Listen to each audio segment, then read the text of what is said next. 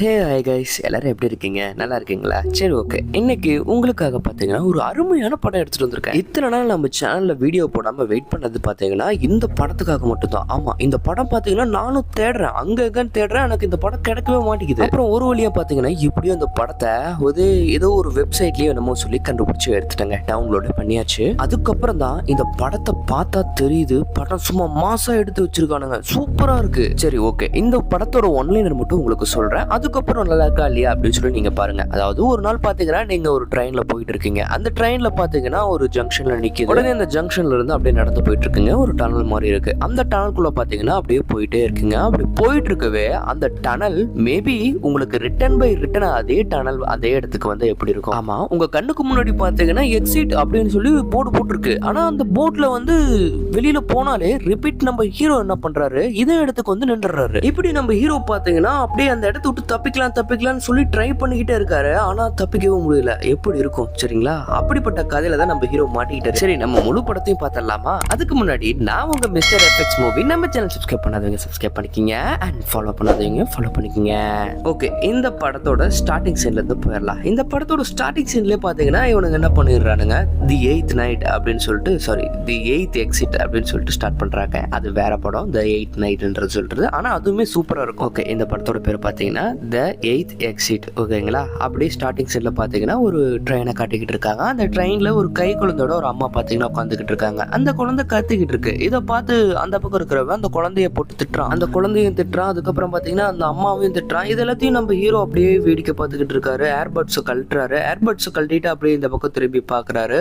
அப்படி திரும்பி பாக்குறப்ப அவனுங்க பாத்தீங்கன்னா, அதாவது அந்த பயப்புல என்ன பண்றான்னா அந்த அம்மாவை பாத்தீங்கன்னா பயங்கரமா வார்த்தையால திட்டுக்கிட்டு இருக்கான். இதெல்லாம் கண்டுக்கவே மாட்டேங்கிறாரு நம்ம ஹீரோ. திருப்பி அந்த பட்ஸை போட்டுட்டு அவருக்கான ஜங்ஷன் வருது, அந்த ஜங்ஷன்ல இறங்குறாரு. இறங்கிட்டு அப்படியே பாத்தீங்கன்னா நம்ம ஹீரோ நடந்து போயிட்டு இருக்காருங்க. அப்படி நம்ம ஹீரோ நடந்து போயிட்டு இருக்கவே அவருக்கு ஒரு ஃபோன் கால் வருது. என்னடா அது அப்படின்னு சொல்லி அந்த ஃபோன் கால் எடுத்து பாக்குறாரு. யாருன்னு பார்த்தா நம்ம ஹீரோவோட ஒய்ஃப் தான் கால் பண்ணியிருப்பாங்க. நம்ம ஹீரோட ஒய்ஃப் கிட்ட நம்ம ஹீரோ பேசிக்கிட்டு இருக்காரு. எங்க பாருமா, நான் கொஞ்ச நேரத்துல வந்துருவேன், இப்போதான் ஜங்ஷன் விட்டு இறங்கி இருக்கு, அதனால கூடி சீக்கிரம் நான் வீட்டுக்கு வந்துருவேன் அப்படின்னு சொல்லவே அந்த பக்கம் இருந்து ஒய்ஃப் என்ன பேசுறாங்கன்னா, இல்ல நீ வீட்டுக்குலாம் வர தேவையில்ல, நீ அங்கேயே வெளியில படுத்துக்கோ, அப்படி போ இப்படி போன்னு சொல்லி கொஞ்சம் தரைக்குறவா பேசுறாங்க. எதனால அப்படின்னா, ஆல்ரெடி நம்ம ஹீரோயினுக்கு ஹீரோவை பிடிக்காது, சுத்தமா டைவர்ஸ் கேட்டுக்கிட்டே இருப்பா, அதனாலதான். அதுக்கப்புறம் பாத்தீங்கன்னா அந்த இடத்துல ஒருத்தையவன போனை தட்டி விட்டுறான். அந்த போனை திருப்பி எடுத்து வச்சுக்கிட்டு அதுக்கப்புறம் நம்ம ஹீரோ பாத்தீங்கன்னா அந்த ஜங்ஷன்ல போயிட்டே இருப்பாரு. அப்படியே அவர் போயிட்டு இருக்கிறப்ப அவருக்கு கொஞ்சம் ஆஸ்மா மாதிரி ப்ராப்ளம் போலங்க. அதாங்க அந்த மருந்து மாதிரி அடிச்சுப்பாங்களா அப்பப்போ வாய்க்கு, அது மாதிரி ஒரு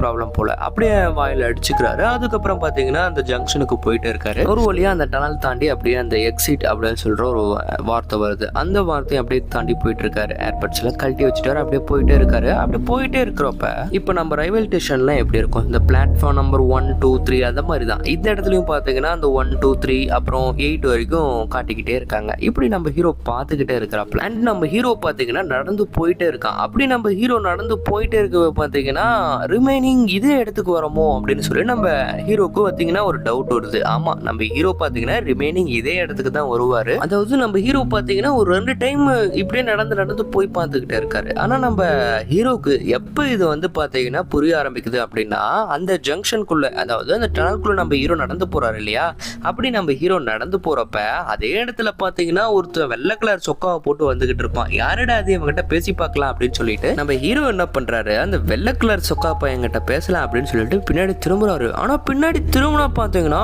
அப்படியே நம்ம ஹீரோவை பார்த்து சிரிச்சுக்கிட்டு இருக்கோம். அவ்வளவுதான், நம்ம ஹீரோக்கு இப்போ அள்ளு விடுது, என்னடா நடக்குது இங்க, ஒண்ணுமே புரியலையே அப்படின்னு சொல்லிட்டு ஒரு செவுத்தாண்ட போய் ஒளிஞ்சுக்கிறான். அதுக்கப்புறம் பாத்தீங்கன்னா அதே டனலுக்குள்ள பாத்தீங்கன்னா ஒரு 2-3 டோர் இருக்கும். அந்த 2-3 டோரை நம்ம ஹீரோ ஓபன் பண்ணா துடியா துடிச்சுக்கிட்டு இருப்பான். ஆனா அந்த பாத்தீங்கன்னா அந்த டோரே ஓபன் ஆகாது. அதுக்கப்புறம் நம்ம ஹீரோ புரிஞ்சுக்கிறான், சரி ஓகே, நம்ம இதுக்கப்புறம் வந்து வேஸ்ட் பண்ணக்கூடாது நம்ம எனர்ஜி அப்படின்னு சொல்லிட்டு அப்படியே பேக் அடிக்கிறான். அப்படி நம்ம ஹீரோ வந்துகிட்டு இருக்கவே அந்த தி எய்த் எக்ஸிட் இருந்துச்சு பாத்தீங்களா, அந்த போர்டு பாத்தீங்கன்னா அப்படியே ரத்தக்கரை ஆகுது. நம்ம ஹீரோ பின்னாடி வந்து அப்படியே திருப்பி இந்த பக்கம் வந்துகிட்டு இருக்கான். அப்படி வரப்ப ஒரு இன்ஃபர்மேஷன் போர்டை பாக்குறான். அது மட்டும் கிடையாது, இப்ப பிளாட்ஃபார்ம் நம்பர் 1 ஆயிடுச்சு. போன டைம் பிளாட்ஃபார்ம் நம்பர் 0 இருந்தது, இப்போ பாத்தீங்கன்னா 1 ஆயிடுச்சு. அப்படியே பாத்தீங்கன்னா அந்த 1 நம்பர்ல வந்துகிட்டு இருக்கான். சரி, இதுக்கு மேல பொறுக்க முடியாதுடா, அந்த வெள்ளை சொக்கா போட்டிருக்கால அவங்ககிட்டே பேசிக்கலாம் அப்படின்னு சொல்லிட்டு அவனை கூப்பிட்டு பாக்குறான். அவனும் பாத்தீங்கன்னா நம்ம ஹீரோவை பார்த்து சிரிச்சு நின்னுகிட்டே இருக்கு. நம்ம ஹீரோவுக்கு அப்படியே ஸ்டன் ஆயிருது, எதுக்காகடா இப்படி வந்து சிரிச்சு நின்னுகிட்டு இருக்கான் அப்படின்னு சொல்லிட்டு திரும்பி பின்னாடி நம்ம ஹீரோ பாக்குறாரு. அப்படி பார்த்தா இன்னும் பக்கத்துல வந்து நின்றுறான். இதை பார்த்தது நம்ம ஹீரோ ஹீரோ ஓடி போறாரு. அப்படி பயங்கரமா ஓடி போய் திருப்பியும் பாத்தீங்கன்னா அந்த பிளாட்ஃபார்ம் நம்பர் மாதிரி ஒரு போர்டு இருக்குங்க, அந்த போர்டுல போய் நின்று பார்த்துக்கிட்டு இருக்காரு. இந்த டைம் பாத்தீங்கன்னா 2வது பிளாட்ஃபார்ம் அப்படின்னு சொல்லி போட்டிருக்கு. அண்ட் வந்து பாத்தீங்கன்னா அந்த போர்டுல ஒரு இன்ஃபர்மேஷன் எழுதிருக்குன்னு சொல்லியிருந்தேன் இல்லையா, அந்த போர்டுல பாத்தீங்கன்னா என்ன இன்ஃபர்மேஷன் எழுதியிருந்தது அப்படின்னா, அதாவது நீங்க இங்க இருக்கிற பொருள் எல்லாத்தையும் பாத்தீங்கன்னா எதையும் மாத்தக்கூடாது, அது மட்டும் கிடையாது, இங்க இருக்கிற பொருள் எல்லாத்தையும் பாத்தீங்கன்னா ஞாபகம் வச்சிருக்கணும். அப்படி நீங்க இங்க இருக்கிற பொருள் எல்லாத்தையும் ஞாபகத்தோட வச்சிருந்தீங்க அப்படின்னா இந்த எக்ஸிட்ல இருந்து நீங்க தப்பிக்கலாம் அப்படின்னு சொல்லி பாத்தீங்கன்னா ஒரு விடுகதை மாதிரி எழுதி வச்சிருக்கானுங்க அந்த இடத்தாண்ட. ஓகே, நம்ம ஹீரோ இதை படிக்கிறாரு, அப்படியே நடந்து போயிட்டே இருக்காரு. அந்த இடத்துல பாத்தீங்கன்னா நிறைய சின்ன சின்ன குழந்தைங்க அழுகுற மாதிரி சத்தம்லாம் நம்ம ஹீரோக்கு ஒரு மாதிரி கேட்டுக்கிட்டே இருக்கு. நம்ம ஹீரோ பாத்தீங்கன்னா அந்த இடத்த ஓடுறாரு, என்ன நம்ம பண்றாரு. ஆனா நம்ம ஹீரோ பாத்தீங்கன்னா தப்பிக்கிறதுக்கு வேற வழியே கிடைக்கல. அதுக்கப்புறம் பாத்தீங்கன்னா நம்ம ஹீரோ திருப்பியும் அதே மாதிரி வந்துகிட்டு இருக்காரு. அப்படி வந்துகிட்டு இருக்குவே, அதாவது அங்க இருக்கிற போஸ்டர் எல்லாமே பாத்தீங்கன்னா நம்ம ஹீரோவை பாக்குற மாதிரியே. ஓகே, இப்போ நம்ம ஹீரோ பாத்தீங்கன்னா கிட்டத்தட்ட 5வது பிளாட்ஃபார்ம் வரைக்கும் நெருங்கிட்டாரு. அதாவது இன்னும் ஒரு 3 பிளாட்ஃபார்ம் தான் இருக்கு. அதனால நம்ம ஹீரோ என்ன பண்றாரு, போனை கையில் எடுக்கிறாரு. போனை எடுத்து டவர் கிடைக்குமா அப்படின்னு சொல்லி செக் பண்ணிக்கிட்டு இருக்காரு. ஆனாலுமே பாத்தீங்கன்னா அந்த இடத்துல பெருசா ஒன்றும் டவர் கிடைக்கல. நம்ம ஹீரோ திருப்பியும் ட்ரை பண்ணிக்கிட்டே இருக்காரு. போனை வச்சுக்கிட்டு தன்னோட ஒய்ஃபுக்கு கால் பண்ணி பாக்குறாரு. அதுக்கப்புறம் பாத்தீங்கன்னா ஒரு போலீஸுக்கு கால் பண்ணி பாக்குறாரு, இந்த 911 அப்படின்னு சொல்லிட்டு அங்கே கால் பண்ணி பாக்குறாரு. ஆனா பாத்தீங்கன்னா ஒரே ஒரு கால் கூட பாத்தீங்கன்னா போக மாட்டேங்குது, அங்க டவரே கிடையாது. ஓகே, இப்போ பாத்தீங்கன்னா நம்ம ஹீரோ எத்தனாவது பிளாட்ஃபார்ம்ல இருக்காரு அப்படின்னு பாத்தீங்கன்னா ஒரு 5வது பிளாட்ஃபார்ம்ல அப்படியே நம்ம ஹீரோ நடந்து போயிட்டு இருக்காரு. அப்படி நடந்து போயிட்டு இருக்கிறப்ப பாத்தீங்கன்னா அந்த இடம் ஃபுல்லுமே ஒரு கோல்டன் கலர் லைட் போட்டு வச்ச மாதிரி மினுமினுக்கு. அதாவது அந்த இடம் பாத்தீங்கன்னா நம்ம ஹீரோ வரதுனால ஒரு, அதாவது இந்த 8th பிளேஸ் சாரிங்க அந்த 5 பிளேஸ் வரதுனால அப்படி வந்து ஒரு காட்டும் போல அப்படி நடந்துகிட்டு இருக்கு. அப்படி நடந்துகிட்டு இருக்கிறப்ப நம்ம ஹீரோ அந்த பக்கம் தாண்டி வராரு. அப்படி வந்து பார்த்தா இந்த பக்கம் பிளாட்ஃபார்ம் நம்பர் 1ன்னு போட்டிருக்கு. அது மட்டும் கிடையாதுங்க, அந்த இடத்துல ஒரு சின்ன பையன் நின்னுகிட்டு இருக்கான். எதுக்காக பிளாட்ஃபார்ம் நம்பர் 10 அது வரைக்கும் போயிடுச்சு, என்னடா ஆச்சு அப்படின்னு பார்த்தா நம்ம ஹீரோ பாத்தீங்கன்னா மறந்து போயிருப்போம். இதனால தான் பாத்தீங்கன்னா அந்த பிளாட்ஃபார்ம் நம்பர் 0 வரைக்கும் போயிடுச்சு. ஓகே, இப்போ கொஞ்சம் நம்மளுக்கு ஒரு ஃபிளாஷ்பேக் காட்டுறாங்க. அதாவது நம்ம ஹீரோ இருக்காப்பில்லை இல்லையா, நம்ம ஹீரோ கூட பாத்தீங்கன்னா அந்த வெள்ளை சட்டக்காரன் கூட கொஞ்சம் பேச ட்ரை பண்ணிக்கிட்டே இருந்திருப்பான்.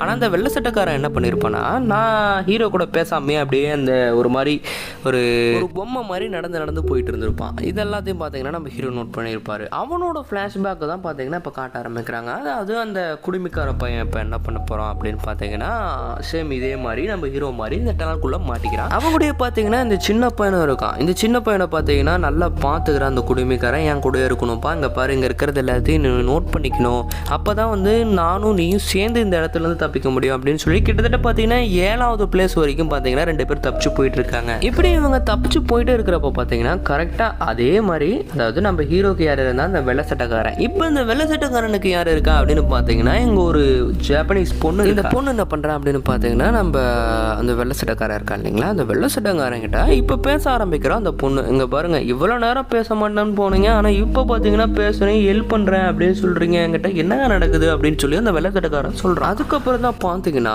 இப்ப அந்த ஜாப்பனீஸ் பொண்ணு என்ன பண்றா, பயங்கரமா அவளுக்குள்ளேயே கத்த ஆரம்பிச்சுக்கிறான், நீங்க இங்க இருந்து தப்பிக்க முடியாது, நீங்க எல்லாமே சாவ போறீங்க அப்படின்னு சொல்லிட்டு பயங்கரமா கத்த ஆரம்பிச்சுக்கிறான். ஓகே, இதெல்லாமே பார்த்துட்டு அந்த வெள்ளை சட்டக்காரன் அங்க இருந்து ஓடி போயிடுறான். திருப்பியும் பாத்தீங்கன்னா அதே மாதிரி டனல் வருது. அப்படியே வந்துகிட்டு இருக்கவே அந்த சின்ன பையன் பாத்தீங்கன்னா ஒரு டோரை பார்த்து நின்னுகிட்டு இருக்கான். அப்படி அந்த டோருக்கு பார்த்துட்டு அதுக்கப்புறம் அந்த குடிமிக்காரன் என்ன பண்றான், அந்த சின்ன பையனை கையோட கூட்டிட்டு போயிட்டே இருக்கான். அப்படி போயிட்டு இருக்கிறப்ப பாத்தீங்கன்னா திருப்பியும் 0 அப்படின்னு சொல்லி பிளாட்ஃபார்ம் வந்துடுது. ரொம்ப சொந்து போயிடுறாங்க. இதனாலனா அந்த பிளாட்ஃபார்ம்ல என்னென்ன பொருள் இருந்ததோ அதெல்லாம் மாற்றவே கூடாது. அப்படி இவங்க நடந்து போயிட்டே இருக்கிறப்ப திடீர்னு பார்த்தீங்கன்னா பிளாட்ஃபார்ம் நம்பர் 8 எக்ஸிட் அப்படின்னு சொல்லிட்டு ஒரு போர்டு மாதிரி போட்டிருக்கு. இதை பார்த்ததும் அந்த வெள்ளை சட்டக்காரன் என்ன பண்ணுறான், இந்த சின்ன குழந்தைய கூட கண்டுக்காம அப்படியே பார்த்தீங்கன்னா அந்த 8th எக்ஸிட்னு போட்டுருந்துச்சு பார்த்தீங்களா, அதில் அப்படியே மேலே ஏறி போயிட்டு இருக்கான். அப்படியே அவன் போயிட்டு இருக்கவே மேலே போயிடுறாங்க. ஆனால் மேலே போனதுக்கு பார்த்தீங்கன்னா நம்மளுக்கு ஒரு இல்யூஷன் மாதிரி காட்டுறாங்க. அவனோட கை கால்லாம் பார்த்தீங்கன்னா ஒரு லப்பர் மாதிரி மாறின மாதிரி காட்டுறாங்க. இந்த சின்ன பையன் அதுக்கப்புறம் என்ன பண்ணுறான், அப்படியே ரிட்டர்ன் போய் வந்துகிட்டு இருக்கான். அதாவது இந்த டனலுக்குள்ளேயே பார்த்தீங்கன்னா இந்த சின்ன பையன் வந்துகிட்டு இருக்கான். அப்படியே வந்துகிட்டு இருக்கிறப்ப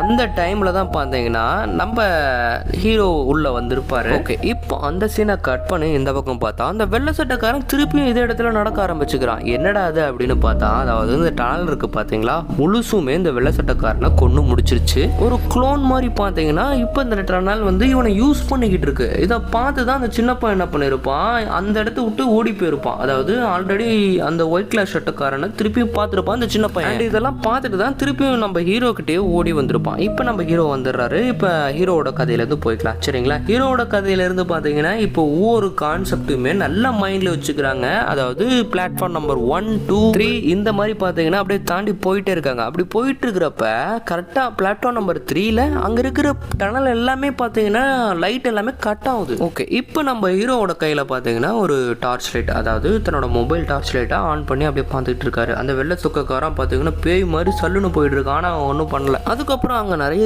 எலியெல்லாம் இருக்கு. அந்த எலி எல்லாத்தையும் பார்த்தீங்கன்னா நம்ம ஹீரோ பார்த்துக்கிட்டு இருக்காரு. ஆனால் இது சாதாரண எலி இல்லைங்க. அந்த எலியெல்லாம் பார்க்கறதுக்கு வித்தியாசமா இருக்கு. மூக்கு இருக்கு, கண்ணு இருக்கு, அதாவது இருக்க வேண்டிய இடத்துல இல்லாம வேற இடத்துலலாம் இருக்குங்க.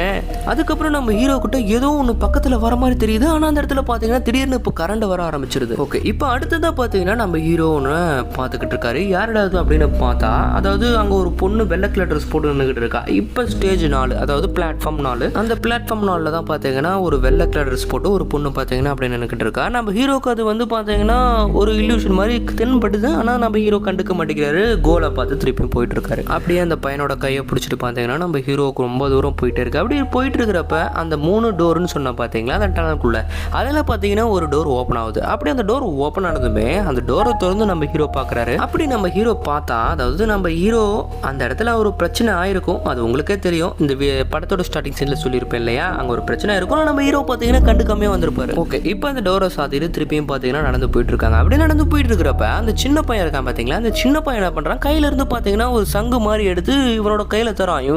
இதை பார்த்து நம்ம ஹீரோக்கு உடனடியாக கண் கலங்குற மாதிரி ஆயிடுச்சு. அடுத்த கட்டம் பார்த்தீங்கன்னா ஒரு சுனாமி மாதிரி, அதாவது அந்த டனலுக்குள்ள பார்த்தீங்கன்னா ஒரு சுனாமி மாதிரி வந்து அப்படியே அலையா இவங்க 2 பேர்த்தையும் அடிச்சு தள்ளிக்கிட்டு போய் அதே டைம்ல நம்ம ஹீரோவோட ஃபிளாஷ்பேக்கை இப்போதான் காட்டுறாங்க. நம்ம ஹீரோ, ஹீரோயின் அண்ட் வந்து பார்த்தீங்கன்னா நம்ம ஹீரோக்கு ஒரு பையன், இவங்க எல்லாமே சேர்ந்து ஒரு ஃபேமிலியா ஒரு பீச்சில் இருக்கிற மாதிரி அப்படி பார்த்தீங்கன்னா நம்மளுக்கு ஒரு ஃபிளாஷ்பேக் மாதிரி காட்டுறாங்க. அதாவது இப்போ அந்த டனலுக்குள்ள இருக்கான் பார்த்தீங்களா, அண்ட் வந்து நம்ம ஹீரோ கூட இப்போ ஃபேமிலியா இருக்கான் பார்த்தீங்களா, நம்ம ஹீரோவோட பையன் தாங்க அது. எப்படி பாருங்க, விதியும் சதியும் கூட்டு வந்து ஒரே இடத்துல பார்த்தீங்கன்னா நிப்பாட்டி வச்சிருக்கு. அப்படியே நம்ம ஹீரோ என்ன பண்றாரு, நம்ம பயன்டாது அப்படின்னு சொல்லிட்டு அந்த 8th எக்ஸிட்னு இருக்கு பார்த்தீங்களா, அந்த போர்டு மேலே எப்படியோ பையனை உட்கார வச்சிடறாரு. அப்படியே அந்த இடத்துல பார்த்தீங்கன்னா ஒரு பிரளயம் மாதிரி அடிச்சு துவம்சம் பண்ணி தள்ளிக்கிட்டு இருக்கு. அப்படியே அந்த சின்ன பையன் தான் எந்திரிக்கிறான். அந்த சின்ன பையன் எந்திரிச்சிட்டு அப்படியே நடந்து போயிட்டு இருக்கான். திருப்பி நம்ம ஹீரோவும் அந்த சின்ன பையனை தேடி போறாரு. ஒரு வழியா பார்த்தீங்கன்னா அந்த சின்ன பையனையும் நம்ம ஹீரோ கண்டுபிடிச்சிடுறாரு. ஆனால் அந்த சின்ன பையனை காப்பாற்றலான்னு போறதுக்குள்ள அவன் மறைஞ்சு போயிடுறான்.